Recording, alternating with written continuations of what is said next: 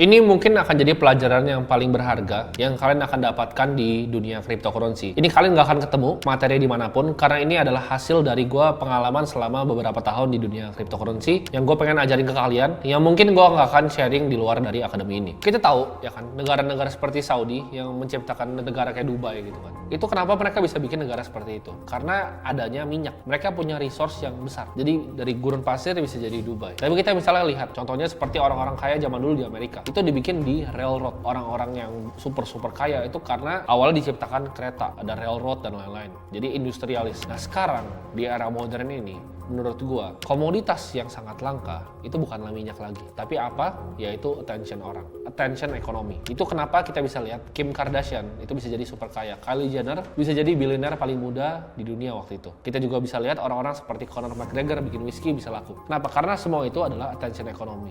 Dan menurut gua yang paling benefit dari attention ekonomi ini adalah industri dari cryptocurrency itu sendiri. Perusahaan-perusahaan yang kalian lihat, kalian pakai itu adalah master of nyari attention kalian. Perusahaan-perusahaan paling kaya di dunia itu apa? Bisnis modelnya adalah advertising. Kita lihat Google, kita lihat Facebook, kita lihat TikTok. Jualan mereka apa? Attention kalian. Kalau kalian cari produk, kalian pakai produk dan itu gratis. Artinya yang dijual itu adalah kalian, attention kalian. Dan seperti perusahaan-perusahaan besar tadi, kripto juga memanfaatkan attention kalian. Nah, attention ekonomi di market kripto ini sangat amat jelas ya. Karena kita lihat setiap hari developer, project-project baru, ya kan NFT launch baru, setiap harinya itu ada 50 koin yang listingnya, IDO dan ICO di beberapa centralized exchange. Setiap hari 50 sampai 100. Koin itu ada berapa puluh ribu sekarang, 21 ribu sekian koin yang ada di coin market. Setiap hari orang mau coba untuk tarik kalian ke dalam komunitasnya.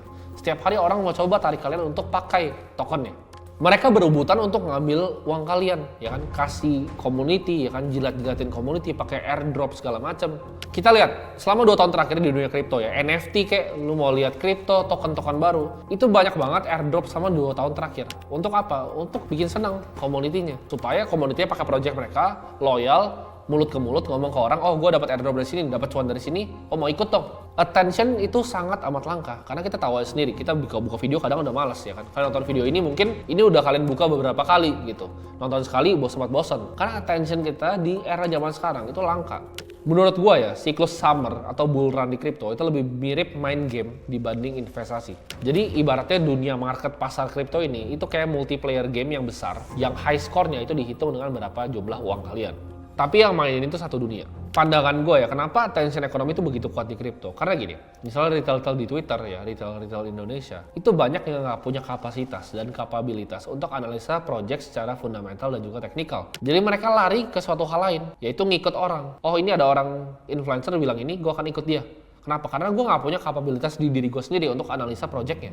Apakah ini projectnya legit atau enggak, projectnya bagus atau enggak. That's why, kalau saham, kenapa adopsi kripto lebih cepat dari saham? Karena attention ekonomi. Saham itu ribet, lo harus analisa, oh net interest marginnya berapa, segala macam. Kripto, oh orang bilang Doge bagus, Elon Musk bilang Doge bagus, gue beli.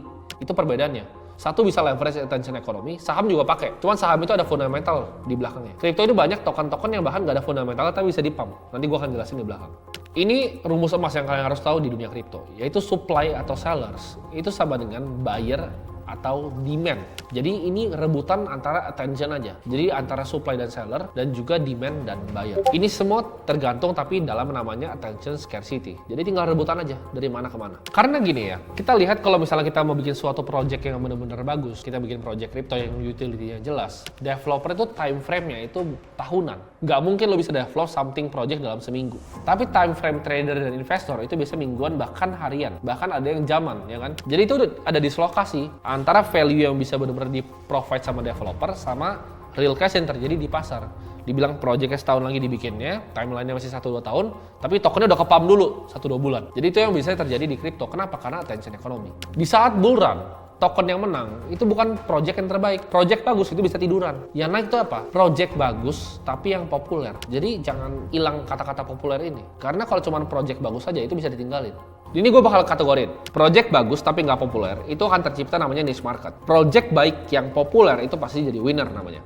Ya niche market sama winner. Project jelek tapi populer itu adalah jebakan retail. Apakah bisa naik nggak? Kalian mending mana? Project bagus tapi nggak populer atau project jelek tapi populer? Project jelek tapi populer itu bisa naik loh. nggak ada utility-nya, nggak ada fungsinya, tapi di pom-pom itu bisa naik. Ya kalau misalnya project udah jelek, nggak populer, itu udah pasti gembel, nggak kemana-mana. Nah tapi ini bisa bergerak nih siklusnya. Winner ini menurut gua aset terbaik untuk para long term investor. Kenapa? Karena ini gampang diidentifikasi. Jadi winner ini gampang dilihat. Seiring project itu bertumbuh secara popularitas dan awareness-nya, maka makin banyak orang yang akan beli projectnya. Jadi kita bisa lihat ini siklusnya, ya orang bisa bergerak nih dari mana. Pertama misalnya dari gembel ya. Dari gembel itu misalnya developernya pivot nih. Oh, gue mau kerjain utility-nya jadi beneran bagus. Kan tadinya project gembel ya kan, project nggak populer yang jelek. Jadinya gembel namanya.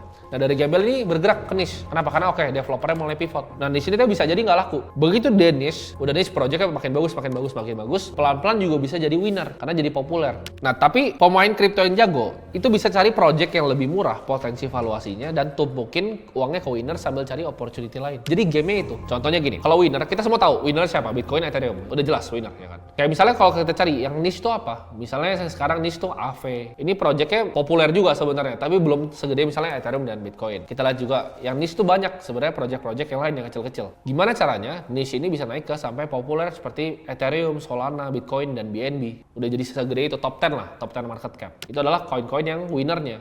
Nah jadi yang jago, kalau lagi bear market kayak gini, mereka main di winner. Jadi portonya gede di winner dulu. Bitcoin, ETH aja, nggak usah pusing. Bitcoin, ETH, BNB. Nah begitu nanti marketnya ini udah mulai mau recover nih, mau boom nih, mulai cari yang niche gitu. Kalian bayangin nggak? Kalau kalian ketemu Solana di harga $2 sampai 290 gitu. Kaya raya kalian. Kalian taruh uang 10 juta, wah jadi miliaran itu. Gimana caranya? Kalian cari yang niche. Jadi kalian spot pergerakannya. Atau misalnya kalian cari dari gembel ke niche, dari niche ke winner. Atau bahkan dari gembel ke retail trap, dari bawah ke atas, itu bisa naik. Jadi ini semua tergantung skill kalian dalam ngelihat projectnya. Jadi klasifikasi dalam 4 ini ya, gembel, niche, retail trap, sama winner. Di sini gue nggak bilang bahwa retail trap gue nggak bisa untung, bisa juga. Yang di Doge banyak yang untung, Shiba banyak yang untung, SafeMoon banyak yang untung. Tapi itu retail trap, habis itu dibantai gitu. FTT, Luna dibantai juga. Nah, gua kan kasih contoh ya, koin yang bisa populer dari attention. Kita lihat ya, Doge dari tahun 2014 tuh zigzag loh selama 7 tahun. Nah, orang baru belajar tentang Doge. Nah, ada pilihan nih pas orang lihat Doge. Tahun 2014 lu lihat koin Doge gitu kan. Oh, ini mah meme koin doang gitu, koin apa? Ada dua opsinya dong. Satu beli Doge, dua nggak peduli Doge. Tapi kita tahu 99,9% orang tahun 2014 pasti nggak peduli tentang Doge. Ya harganya 7 tahun dia cuman di situ-situ aja, nggak mungkin orang mau beli. Tapi game ini, game attention economy ini berubah tahun 2021 di saat Elon Musk, orang terkaya di dunia, itu tweet tentang Doge, jadi cheerleadernya Doge. Ini bikin apa? Ada dua hal nih yang dibikin sama Elon Musk. Satu, orang yang udah lama di kripto, veteran yang main di Bitcoin dan Ethereum, akhirnya kayaknya Doge legit nih. Elon Musk, bos Elonnya bilang ikutan. Sama satu lagi, orang yang belum pernah ngerti sama kripto sama sekali tapi fansnya Elon Musk, gue beli Doge deh gitu, mulai ke kripto beli Doge. Gue yakin dari kalian ada yang pertama kali masuk kripto tuh karena kenal Doge. Nah itu adalah power dari attention economy yang dibring sama kripto.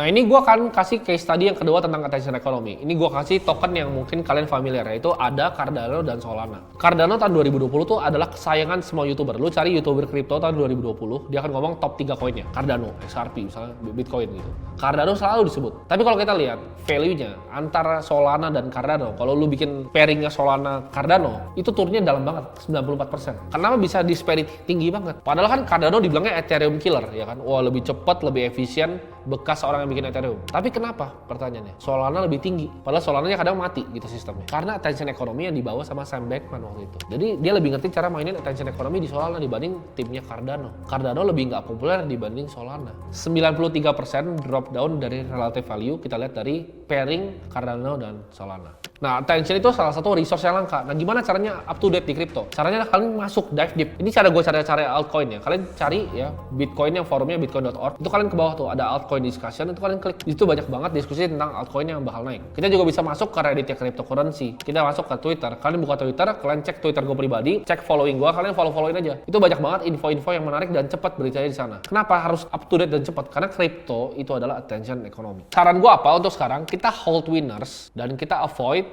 retail trap dan gembel. Boleh main retail trap kalau udah jago, tapi sekarang avoid retail trap dan fokus sama winner dulu. Kita tumpukin uang kita di winner, next cycle kita sikat, kita ambil yang niche jadi winner.